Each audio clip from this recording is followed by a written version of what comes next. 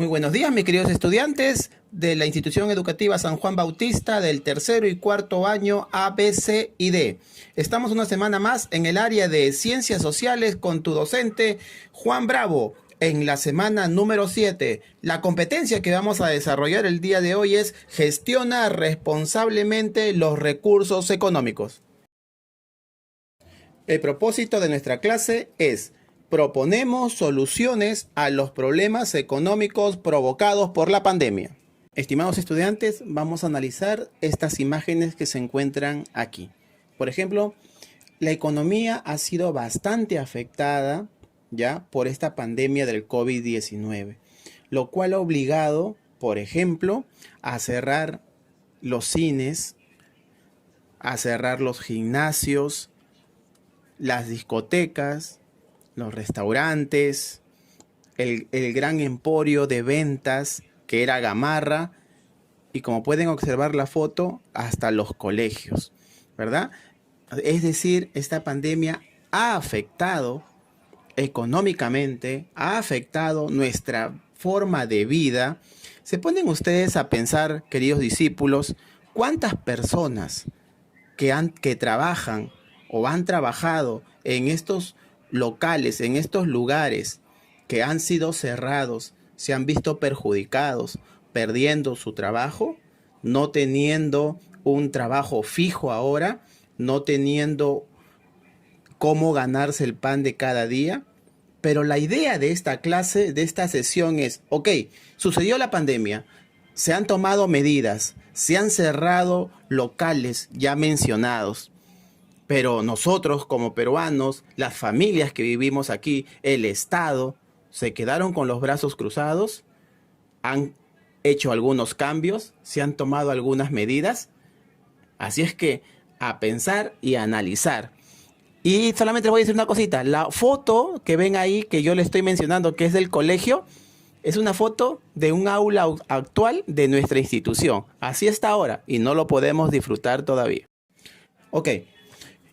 Esta situación nos afectó económicamente. Al cerrarse los gimnasios, se quedan sin trabajo los instructores, las personas de limpieza. Al cerrarse los restaurantes o al disminuir el aforo, se quedan sin trabajo cocineros, personas que te atendían, los que cobraban en la caja, los miembros de seguridad. Al cerrarse los colegios, las personas, si bien profe, pero ustedes siguen trabajando, sí, gracias a Dios, pero las personas que, por ejemplo, vendían en el cafetín, en el recreo, ¿ya? Los que vendían los productos, ellos sí se han quedado sin trabajo. ¿Ven? Entonces, todas esas situaciones, las discotecas, ¿cuántas personas han sido afectadas? Gamarra, queridos chicos, Gamarra, que todos los productos que vendía y ahora no pueden vender. ¿Cuántas familias afectadas? Pero no podíamos quedarnos con las manos cruzadas. Estas personas no podían quedarse sin buscarse el pan de cada día. Entonces, tuvieron que reaccionar. Y ante esa situación de reacción, van a aparecer pues más cantidad de ambulantes que muchas veces no son entendidos, pero se han visto en la obligación de buscar cómo vender productos en las calles. ¿Ya? Tenemos los docentes, por ejemplo, y ustedes lo están viviendo, el hacer las clases virtuales, que el año pasado nos costó un poquito más, pero ahora ya estamos un poquito más acostumbrados a eso. No se podía vender directamente o no se puede vender directamente, pero aparecen los delivery. ¿Ven, mis queridos estudiantes? Entonces, ante una situación hubo una reacción. Ahora vamos a averiguar cómo reaccionaron tus familiares, cómo reaccionaste tú ante esta situación. Pero estamos hablando de una parte nada más, de la familia. Ahora vamos a ver qué hizo el Estado. Cuando esta situación de pandemia del COVID-19 afecta a las familias, ya hemos visto toda esta situación, estamos viendo todavía que continúan muchas de estas prohibiciones o el disminuir el aforo o diversos problemas económicos que está pasando nuestro país. El Estado tiene que actuar, el Estado tiene que intervenir. Nuestro presidente de la República, los ministros, los congresistas, en En conclusión, nuestras autoridades. ¿Y cómo han reaccionado nuestras autoridades? También obligados por la pandemia, porque recordemos, mis queridos estudiantes, nadie pensaba vivir esta situación. Es así que el Estado va a reaccionar brindándonos. ¿Cuál era el apoyo? ¿Qué apoyo brindaba a las familias, por ejemplo? Brindando bonos, bono familiar, bono universal, bono de provincia. Está claro, gran cantidad de bonos que daba a la población para brindarles un apoyo. Insuficiente, pero apoyo. ¿Ya? El bono 65, todas esas actividades fueron el Estado que tuvo que intervenir para apoyar a las familias. También se dio para apoyar a las empresas, que las empresas también fueron afectadas. Imagínense los colegios particulares, imagínense las peluquerías, los restaurantes, que muchos de ellos han llegado a la bancarrota, es decir, que han cerrado sus locales. Se crea lo que es el programa Reactiva Perú, que la intención de este programa es brindar préstamos a las empresas con un porcentaje bastante bajo para que puedan seguir trabajando. Entonces, mis queridos estudiantes, ¿ves? Cuando la economía se ve afectada, hay muchos factores que intervienen aquí. Hasta ahorita estamos mencionando a la familia, estamos mencionando a las empresas, estamos mencionando al Estado. ¿Cómo se llamarán este conjunto cuando se unen los tres? Ahorita lo vamos a ver. Siempre ustedes habrán escuchado en las noticias o habrán leído en los periódicos o a veces comentarios de sus padres cuando dicen la economía está mal, ¿ya? La economía es baja, está la población descontenta, no nos pagan lo que debemos de ganar. Esos comentarios, ¿no? De repente has escuchado también, menos mal que hay estabilidad económica, menos mal que la economía se mantiene o está creciendo la economía. Y ustedes se preguntarán, queridos estudiantes, ¿y cómo podemos decir que la economía está creciendo? ¿En qué nos podemos basar? Para responder a eso, a esta pregunta que dice más o menos, ¿cómo medimos el crecimiento de la economía? Para eso existen indicadores económicos. Indicadores económicos que nos van a manifestar cómo va la economía y poderla comparar con un país, con otros países o para comparar cómo estamos en relación al año pasado económicamente. Está de más preguntarles a ustedes si piensan que la economía del país del año pasado a este año está creciendo o está en decrecimiento. ¿Qué creen ustedes? O sea, no les voy a preguntar eso porque ya sabemos cómo ha afectado esta pandemia. Pero lo que sí tenemos que conocer es cuáles son estos indicadores estadísticos que nos van a decir o que nos van a servir para medir cómo está la economía de un determinado país. Entonces, bastante atentos a esta explicación, mis queridos discípulos, que es lo que te viene en tu ficha ya de actividades. Así es que, atentos. A ver, ya sabemos la situación que hemos pasado económicamente o que estamos pasando. Ok, para poder solucionar esto, se tienen que juntar los que se conocen como los agentes económicos, ¿ya? Pero primero vamos a ver, estos agentes económicos pertenecen o son los responsables de que en nuestro país exista actividad económica. Profesor, ¿y cuáles son estos agentes económicos? Ya, los agentes económicos son la familia, las empresas y el sector público, también llamado el Estado. Entonces, en resumen, la actividad económica tiene responsables. Estos responsables son los agentes económicos. Y como ya hemos visto en explicaciones anteriores, tienen que involucrarse, tienen que juntarse tres principales actores: la familia, las empresas y el Estado o sector público. Bastante atento. De esas interacciones es que recién van a aparecer los indicadores estadísticos. Pero voy a explicar agente por agente para poder entender mejor. Empezamos entonces explicando lo que es o lo que son las empresas. Tienen que darse cuenta de que si no existiera empresas, ¿quién produciría o quién crearía los bienes y servicios que necesitamos las personas para satisfacer nuestras necesidades. Por eso se dice que las empresas son la unidad básica de producción. ¿Las empresas en qué apoyan, profesor, a la economía? Muy simple. A ver, las empresas para producir sus bienes y servicios, para crear los bienes y servicios, tiene que contratar personas para que trabajen. Entonces, si las empresas contratan personas, están dando ¿qué cosa? Trabajo a las personas. Y al dar trabajo a las personas, está brindando o va a brindar un sueldo, una remuneración para que estas personas puedan vivir mejor. Entonces, ese es un aporte de las empresas, que contrata y brinda trabajo. Pero no solamente contrata y brinda trabajo, sino que las empresas también compran. ¿Cómo que las empresas van a comprar, profesor? Claro, por ejemplo, si es una empresa que se dedica a la producción de ropa, ¿ya? ¿Qué va a tener que hacer? Si bien ellos lo producen, lo cosen, lo fabrican, pero van a necesitar insumos como el algodón, por ejemplo. Entonces van a tener que comprar esos factores, esos insumos que necesitan para producir esta ropa. Entonces, aparte de contratar personas para que trabajen, también compran otros factores con el fin para producir mejor bienes y servicios. Entonces nos estamos dando cuenta de la importancia de las empresas. Otro agente económico, mis queridos estudiantes, son las familias, ¿ya? A las familias también se le conoce como las economías domésticas. Las familias cumplen otro factor importante. ¿Por qué, profesor?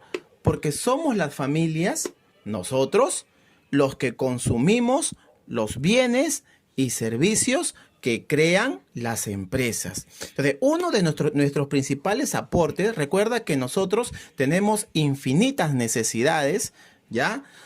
Y por eso necesitamos consumir para satisfacer esas necesidades o bienes, o también, si no, necesitamos servicios, como lo que estamos recibiendo ahorita, ¿no? La educación.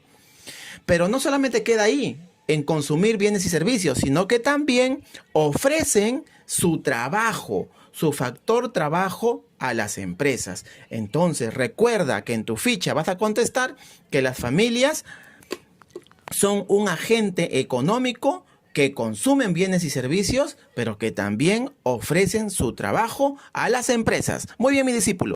Y el tercer agente económico, mis queridos estudiantes, es el Estado, o como lo llaman, el sector público, ¿no? También interviene en la economía y nos estamos dando cuenta, ¿verdad? Para bien o para mal, pero interviene. La verdadera función del Estado es coordinar y regular el mercado. Tiene que buscar un crecimiento económico de nuestro país de manera estable, ¿ya? Tiene que garantizar que exista empleo. Tiene que garantizar precios estables. ¿Ves? Profe, esta pandemia ha afectado y el Estado no intervino en eso porque la mascarilla en un comienzo subió, los medicamentos subió. ¿Ves? Entonces, su función del Estado era ingresar en ese momento y regular. También distribuir los ingresos equitativamente entre todas las personas. Y si quiere que se genere dinero, tiene que brindar a las empresas también una estabilidad para que también las empresas extranjeras quieran colocar sus empresas en nuestro país. ¿Qué, profesor? Pero si empresas extranjeras colocan sus fábricas, sus empresas en nuestro país, ese dinero no viene para el Perú. Sí, se considera también dentro de los ingresos porque ese dinero que ellos dejan aquí se consideran como divisas que van a beneficiar el desarrollo de la economía de nuestro país, para lo cual el Estado tiene que garantizar construcciones de carreteras, aeropuertos estables y seguros, estabilidad económica. El Estado también tiene que brindar educación, tiene que brindar salud. ¿Ves? Para eso está el Estado y lo estamos viviendo ahorita, ¿no? Encontramos una situación de salud precaria, no ahora que seremos los mejores, pero poco a poco están buscando mejorar esa realidad. La educación también. ¿Cómo está la educación? Por eso el Estado tiene que intervenir como agente económico en esta situación. Entonces, a medida de recuerdo, mis queridos estudiantes, existen tres agentes económicos: las familias, el Estado y las empresas. ¿Y qué son los agentes económicos? Son los principales elementos que participan en la economía de un país. Muy bien, ahora vamos a conocer qué indicadores nos van a demostrar cómo estamos a nivel económico, si ha crecido la economía, si está decreciendo, si se ha estancado. Y uno de esos indicadores que nos van a mostrar el nivel de crecimiento económico de nuestro país se conoce como el Producto Bruto Interno. Y si lo quieres llamar en inglés, es el PIB, ¿ya? Eso nos va a permitir conocer los niveles de producción de nuestro país, tu país o cualquier país, ¿ya? ¿Quién creó este término? Quien creó este término fue el economista Simón Kuznet, el año de 1937, para capturar en una sola medida la producción económica de las personas, las empresas y el gobierno de un país. La fórmula para hallar el PIB o PBI, no se hagan problemas por eso, es PIB es igual a C más I más G más X menos M. Profesor, matemáticas. Sí, es que esos son datos estadísticos. Recuerden, para medir el crecimiento, el estancamiento o el decrecimiento de la economía. Por lo tanto, se tiene que hacer con fórmulas estadísticas, donde C es consumo privado, I de inversiones, G de gastos públicos, recuerda que lo hace el Estado, y X menos M, que es nada más que las exportaciones, es decir, lo que vendemos, menos las importaciones, que es lo que compramos. Eso nos va a dar el resultado del PIB. En conclusión, nos va a dar la renta nacional del país. Todo lo que pudo crear nuestro país económicamente en un año. No importa si la empresa o persona es extranjera, si produjo dinero dentro del territorio nacional, forma parte del PIB. Si dividimos el PIB entre el número de habitantes que tiene nuestro país, nos va a dar como resultado el nivel de producción de cada habitante. Es decir, ¿cuánto has aportado tú a la economía del país? ¿Cuánto ha aportado tu vecino, tus amigos? ¿Está claro? Entonces, para eso es importante el PIB. Imaginémonos que no existiera el Producto Bruto Interno. No podríamos saber cómo está económicamente nuestro país, si creció o decreció económicamente. ¿Cómo nos va este año a comparación del año pasado o compararnos con otros países? Simplemente no se podría. Por eso la importancia del PIB, porque nos permite saber cómo estamos, compararnos con otros países, crecimos o no económicamente, qué debemos mejorar. Si el PBI sube, los ingresos suben, los salarios suben. Si hay más salarios, si hay más ingresos, vas a gastar más. Por lo tanto, si hay mayores ingresos, la economía crece y el PBI sigue subiendo sin parar, pero siempre va a llegar un momento en que se va a tener que detener. Como por ejemplo, si ustedes averiguan, el PBI de nuestro país estaba en crecimiento. Sin embargo, ahora por la pandemia va a decrecer.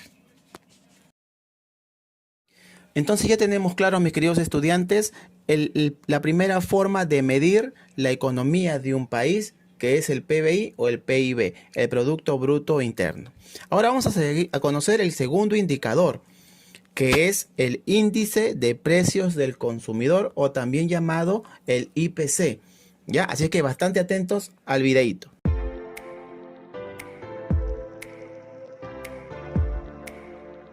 Hola, en este video voy a explicar y calcular lo que es el índice de precios al consumidor, o más conocido como el IPC. El IPC es una medida de precios de los bienes y servicios adquiridos por un consumidor típico de algún país. Por lo general, hay departamentos o dependencias en cada país que se dedican a calcular este nivel de precios mes a mes. ¿Y cómo se calcula el IPC? Funcionarios de los departamentos de estadísticas realizan encuestas en todo tipo de negocios para conocer el precio de un grupo de artículos que los economistas lo denominan la canasta. Con la canasta se determina la importancia que le dan los consumidores a ciertos productos. Por ejemplo, si los consumidores compran en su mercado mucha carne, entonces en la canasta se le debe dar mayor importancia o ponderación al precio de la carne. Para calcular el IPC se requieren los siguientes pasos. El primer paso está identificar la canasta. Después tenemos que conocer los precios. Una vez conocidos los precios, tenemos que hallar lo que es el costo de la canasta. Después elegimos un año base para comparar con otros años el incremento de los precios. Y después calculamos el IPC. Una vez teniendo el valor del IPC, podemos calcular lo que es la tasa de inflación. Debemos recordar que el IPC es una medida de nivel de precios. Por ejemplo, en cambio, la tasa de inflación es el cambio porcentual o variación de los precios con respecto al año o mes anterior. Ejemplo, un 10%. Ahora veamos un ejemplo. Supongamos que la canasta de un consumidor típico es 3 kilos de carne y 2 litros de leche. Yendo al paso 2, vamos a conocer los precios. Vamos a conocer el precio del kilo de carne y litro de leche respecto a 3 años diferentes. Yendo al tercer paso, vamos a hallar el costo de la canasta. Por ejemplo, en el año 2018, podemos ver que el kilo de la carne está a $4. Por lo que podemos hacer es multiplicamos los 3 kilos de carne que consume el consumidor, multiplicando por 4 por el precio, que viene a ser $4, más 2 litros de leche por $2. El costo de la canasta sería $16. Lo mismo con el año 2019. Podemos observar que ya en el año 2019 el kilo de la carne ya no está a $4, ahora está a $5. Por lo tanto, multiplicamos los 3 kilos de carne por $5 más 2 litros de leche multiplicado por $3. El costo de la canasta sería $21. De igual manera, operamos en el año 2020. Vemos que el kilo de la carne es $6 y el litro de leche está a $4. Podemos observar, haciendo esa misma operación, multiplicamos los 3 kilos de carne por $6 más los 2 litros de leche por $4. Y el costo y el valor de la canasta sería $26. Yendo al cuarto paso, vamos a elegir el año base. En este caso elegimos el año 2018. Ahora vamos a calcular el IPC. Hay que tener en cuenta que el IPC es el precio de la canasta del año actual sobre el precio de la canasta del año base, multiplicado por 100. Ahora calculamos el IPC en cada año.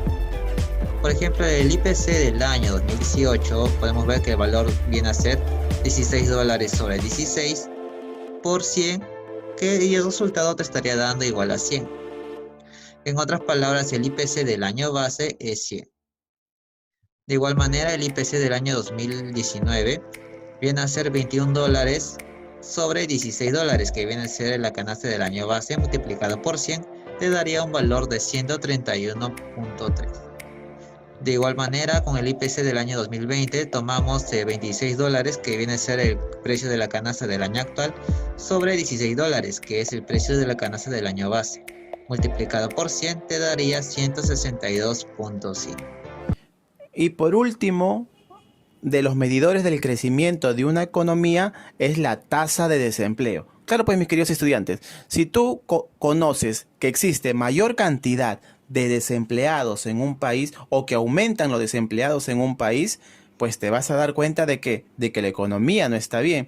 Y es en esta etapa de pandemia que está sucediendo eso, ¿verdad? Hay gran cantidad de personas desempleadas, ya que las empresas han tomado esa medida de lo que es el despido, ¿no? El despido imperfecto, ¿no? Entonces, hemos visto cómo esta pandemia del COVID-19 está afectando. Y la tasa de desempleo es el nivel de desocupación entre la población económicamente activa. Profesor, ¿qué es la PEA? ¿Qué es la población económicamente activa? Son las personas que se encuentran en edad de poder trabajar. Y vamos a diferenciar una cosa es desempleado, ¿ya? El desempleado es aquella persona que no tiene trabajo, pero que lo está buscando.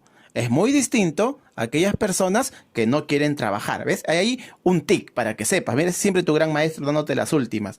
¿Ya? Entonces, en conclusión, la tasa de desempleo es el nivel de desocupación que existe entre la población económicamente activa, es decir, la población que no tiene un empleo, pero lo está buscando. Estos tres indicadores, PBI, IPC y tasa de desempleo, nos van a permitir y medir el crecimiento de nuestra economía. Así es que, mis queridos estudiantes, cuídense, nos vemos en la interacción con bastante, esperando su participación y todas sus preguntas e interrogantes en esta interacción. Cuídense, se despide su gran maestro.